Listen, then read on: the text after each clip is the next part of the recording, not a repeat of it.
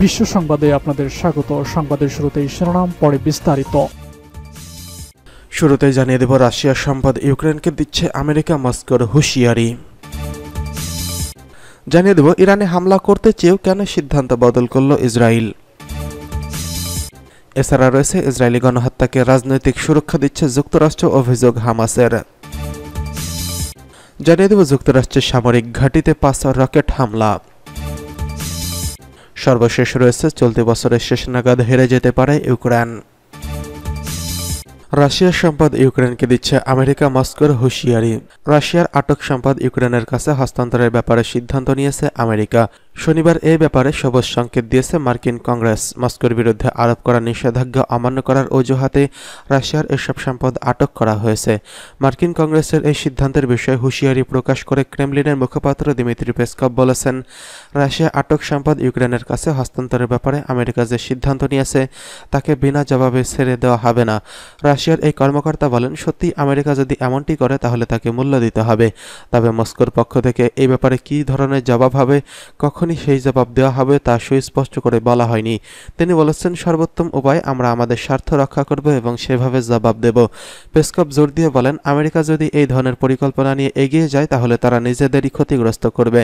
এরই মধ্য দিয়ে রাষ্ট্রীয় সম্পদ সুরক্ষার জন্য আন্তর্জাতিক রীতি করেছে তাও ক্ষতিগ্রস্ত হবে। রাশিয়ার সম্পদ আটক করে তা ইউক্রেনের কাছে হস্তান্তর করার পদক্ষেপ নিলে তাতে বহু বিনিয়োগকারী আমেরিকা থেকে তাদের বিনিয়োগকৃত অর্থ প্রত্যাহার করে নেবে। 2022 সালের ইউক্রেনের মস্কোর আগ্রাসনের পর থেকে রাশিয়ার বিভিন্ন ব্যক্তি ও প্রতিষ্ঠানের ব্যাংক হিসাব, বিনিয়োগ এবং অন্যান্য সম্পদ জব্দ করে যুক্তরাষ্ট্র সহ এর পশ্চিমা মিত্র দেশগুলো। যুক্তরাষ্ট্র ও ইউরোপের রাশিয়ার প্রায় 30,000 কোটি ডলারের সম্পদ জব্দ করে। জব্দ করা এসব সম্পদ ইউক্রেনের পুনর্বাসনের কাজে লাগানো হবে বলে ঘোষণা দেয় যুক্তরাষ্ট্র। তবে রাশিয়ার সম্পদ বাজেয়াপ্ত করা হলে এর পাল্টায় যুক্তরাষ্ট্র, ইউরোপীয় ইউনিয়ন, অন্যান্য দেশের সম্পদ বাজেয়াপ্ত করা হবে বলে হুঁশিয়ারি দিয়ে আসছে মস্কো। এদিকে ইরানে হামলা করতে চেয়েও কেন সিদ্ধান্ত বদল করল ইসরায়েল।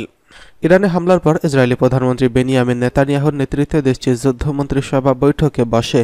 ওই বৈঠকে ইরানে ব্যাপক শক্তি নিয়ে আক্রমণের পরিকল্পনার প্রস্তাবও অনুমোদন দেওয়া হয়, কিন্তু পরে তারা তা থেকে পিছিয়ে আসে। ইসরায়েলের 3 কর্মকর্তার বরাতে এই তথ্য জানিয়েছে যুক্তরাষ্ট্রের সংবাদ মাধ্যম দ্য নিউ ইয়র্ক টাইমস। খবরে বলা হয়েছে, ইউক্রেনের 3 শতাধিক ক্ষেপণাস্ত্র ও ড্রোন হামলার জবাবে শুক্রবার দেশটিতে ব্যাপক পরিসরে হামলা চালাতে চেয়েছিল ইসরায়েল। হামলার পরিকল্পনা ছিল ইরানের রাজধানী তেহরানের কাছে সামরিক ঘাঁটিতেও। তবে পরে সেই সিদ্ধান্ত থেকে সরে আসে ইসরায়েলি সরকার। যুক্তরাষ্ট্রের সহ বিভিন্ন মিত্র দেশের কূটনৈতিক চাপের কারণেই ইরানে বড় ধরনের হামলার সিদ্ধান্ত বাতিল করে ইসরায়েল। ভূখণ্ডে ইসরায়েলের লক্ষ্য করে ইরানের ছোড়া প্রায় সব ক্ষেপণাস্ত্র ও ড্রোন ঠেকিয়ে দেওয়া ব্যাপক হামলা না চালানোর পেছনে একটি বড় কারণ হিসেবে কাজ করছে। 1 এপ্রিল সিরিয়ার ইরান কনসুলেটে বিমান হামলা চালায় ইসরায়েল। এর জবাবে 14 এপ্রিল ইসরায়েলকে লক্ষ্য করে 3 শতাধিক ড্রোন ও ক্ষেপণাস্ত্র ছোড়ে তেহরান। ওই ক্ষেপণাস্ত্র ও ড্রোনের 99% ঠেকিয়ে দেওয়ার দাবি করেছিল ইসরায়েলি বাহিনী। কয়েকদিন আগে বাদেই শুক্রবার ভোররাতে ইরানের ইস্পাহান শহরে ক্ষেপণাস্ত্র দিয়ে হামলা চালিয়েছিল ইসরায়েল। ইসরায়েলি কর্মকর্তাদের সূত্রে প্রতিবেদন উল্লেখ করা হয়েছে, মধ্যপ্রাচ্যে বড় পরিসরের যুদ্ধ ছড়িয়ে পড়ুক তা চায়নি পশ্চিমা ইসরায়েলের মিত্ররা।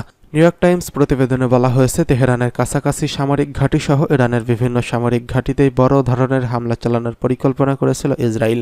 এতে মধ্যপ্রাচ্য অঞ্চলে সংঘাত ছড়িয়ে পড়ার সম্ভাবনা ছিল। এমন হামলা চালানো হলে তা এড়িয়ে যাওয়া হতো তেহরানের পক্ষে কঠিন।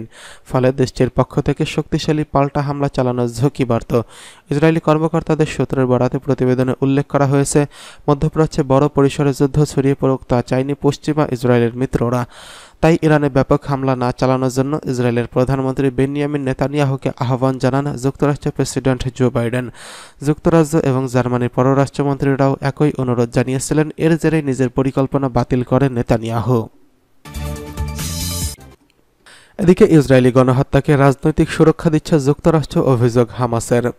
এমন অবস্থায় গাজায় ইসরায়েলি গণহত্যাকে যুক্তরাষ্ট্র রাজনৈতিক সুরক্ষা দিচ্ছে বলে অভিযোগ করেছে হামাস। এমনকি মার্কিন অস্ত্র ব্যবহার করে ইসরায়েল গাজায় হাজার হাজার ফিলিস্তিনিকে হত্যা করছে বলে অভিযোগ করেছে। রোববার আনাদোলের এক প্রতিবেদনে বলা হয়েছে, যুক্তরাষ্ট্রের অস্ত্রের ব্যবহার করে ইসরায়েল গাজায় হাজার হাজার মানুষকে হত্যা করেছে বলে হামাসের রাজনৈতিক ব্যুরোর প্রধান ইসমাইল হানিয়া গত শনিবার জানিয়েছেন। তিনি বলেছেন, জাতিসংঘের নিরাপত্তা পরিষদে ফিলিস্তিনি রাষ্ট্র প্রতিষ্ঠার বিরুদ্ধে ওয়াশিংটন ভেটো কার্যকরভাবে তেল আভিভের কর্মকাণ্ড প্রেসিডেন্টের রাজনৈতিক সুরক্ষা প্রদান করছে। আনাদোলের সাক্ষাৎকারে ইসমাইল হানিয়া আরও বলেছেন, যুক্তরাষ্ট্রের অবস্থান প্রতারণামূলক। যদিও দেশটি বলে তারা বেসামরিক লোকদের ক্ষতিগ্রস্ত করতে চান না, তবে তাদের এটি একটি কৌশল। গাজায় নিহত সব বেসামরিক নাগরিক, হাজার হাজার শহীদ, মার্কিন অস্ত্র, মার্কিন রকেট, মার্কিন রাজনৈতিক সুরক্ষায় নিহত হয়েছেন। এদিকে যুক্তরাষ্ট্রের সামরিক ঘাঁটিতে 5 রকেট হামলা। সিরিয়ার উত্তর পূর্বাঞ্চলে যুক্তরাষ্ট্রের একটি সামরিক ঘাঁটিতে রোববার ইরাকের জম্মু শহরে 5টি রকেট হামলা চালানো হয়েছে। ইরাকের নিরাপত্তা বাহিনীর 2টি সূত্র এবং যুক্তরাষ্ট্রের কর্মকর্তারা এই তথ্য জানিয়েছেন, খবর রয়টার্সের। গত ফেব্রুয়ারি থেকে ইরাকে মার্কিন সেনাবাহিনীকে লক্ষ্য করে ইরান সমর্থিত বাহিনীগুলো তাদের হামলা বন্ধ রাখার পর আবারও এই হামলার ঘটনা ঘটল। ইরাকের প্রধানমন্ত্রী মোহাম্মদ শিয়া এল সুদানি হোয়াইট হাউসের মার্কিন প্রেসিডেন্ট জো বাইডেনের সঙ্গে দেখা করেছেন এবং ফেরার পথেই এই হামলার ঘটনা ঘটেছে। কাতাইব হিজবুল্লাহর সঙ্গে সম্পৃক্ত তার টেলিগ্রাম চ্যানেল গ্রুপের পোস্টে বলা হয়েছে, ইরান সমর্থিত গোষ্ঠীগুলোর পক্ষ থেকে কোনো বিবৃতি দেওয়া হয়নি। নাম প্রকাশ না করার শর্তে যুক্তরাষ্ট্রের একজন কর্মকর্তা জানিয়েছেন, ইরাক থেকে সিরিয়ার রোমালিয়ানে একটি জোট ঘাঁটিতে 5টিরও বেশি রকেট হামলা চালানো হয়েছে, তবে এতে কোনো মার্কিন হতাহত হয়নি। কর্মকর্তারা বলেছেন, রকেট হামলা ব্যর্থ হয়েছে, তবে এটা স্পষ্ট যে রকেট হামলা নির্দিষ্ট স্থানে আঘাত হানতে ব্যর্থ হয়েছে নাকি সেগুলো পৌঁছার আগে ধ্বংস করে দেওয়া হয়েছে এটাও স্পষ্ট নয় যে রকেট হামলার ওই মধ্যম ঘাঁটিকেই শুধু টার্গেট করা হয়েছিল কিনা। এদিকে চলতি বছরের শেষ নাগাদ হেরে যেতে পারে ইউক্রেন। ইউক্রেনের এই মুহূর্তে যুদ্ধাস্ত্রের ক্ষেত্রে একটি সংকটজনক অবস্থায় রয়েছে বলে এবং বছরের শেষ নাগাদ যুদ্ধে কিয়েভ হেরে যেতে পারে বলে মন্তব্য করেছেন সিআইএ পরিচালক উইলিয়াম বার্নস। তিনি বলেছেন, যদি এখন ইউক্রেনের মার্কিন সহায়তা অনুমোদন না করা হয় তাহলে রাশিয়ার সঙ্গে যুদ্ধে ইউক্রেনের বড় ধাক্কা খেতে পারে। বৃহস্পতিবার ক্যাপিটল হিলে আইন প্রণেতাদের এই সতর্কবার্তা দিয়েছেন William Burns. George W Bush presidium সেন্ট্রালের একটি ইভেন্টে বক্তৃতাকালে সিআইএ পরিচালক ইউক্রেনের যুদ্ধে সহায়তা বিল পাশ করার জন্য আইন প্রণেতাদের প্রতি আহ্বান জানান। বার্নস স্বীকার করেন, ইউক্রেনীয়রা এই মুহূর্তে যুদ্ধক্ষেত্রের একটি কঠিন মুহূর্তে রয়েছে। আমেরিকার সামরিক সহায়তা ছাড়া এই বছরের শেষ নাগাদ যুদ্ধে হেরে যেতে পারে ইউক্রেন। সিআইএ পরিচালক আরও বলেন, সামরিক সহায়তার ফলে ব্যবহারিক ও মনস্তাত্ত্বিকভাবে ইউক্রেনীয়রা 2024 সাল পর্যন্ত নিজেদের ধরে রাখতে পারবে। এতে পুতিনের অহংকারী দৃষ্টিভঙ্গিকে দুর্বল করে দেবে, কিন্তু কংগ্রেসে যদি তা না করে তবে সেই চিত্র বেশ ভয়ঙ্কর হয়ে উঠবে। উইলিয়াম বার্নস আরও বলেন, সামরিক সহায়তা না দিলে 2024 সালের শেষ নাগাদ ইউক্রেনীয়রা যুদ্ধক্ষেত্রে হারতে পারে এমন সম্ভাবনা রয়েছে। অন্তত পুতিনকে এমন অবস্থানে রাখা দরকার যেখানে তিনি রাজনৈতিক মীমাংসার শর্ত নিয়ে আলোচনা করতে বাধ্য হন। এটি ইউক্রেনের যুদ্ধের বিষয়ে সিআইএর এক ঊর্ধ্বতন কর্মকর্তার কাছ থেকে পাওয়া সবচেয়ে কঠোর সতর্কবার্তা। ইউক্রেনের কর্মকর্তারা আগেই সতর্ক করেছেন, গ্রীষ্মে রুশ আক্রমণ বাড়বে যাতে কিয়েভের সেনাদের মনোবল ভেঙে দেওয়া যেতে পারে।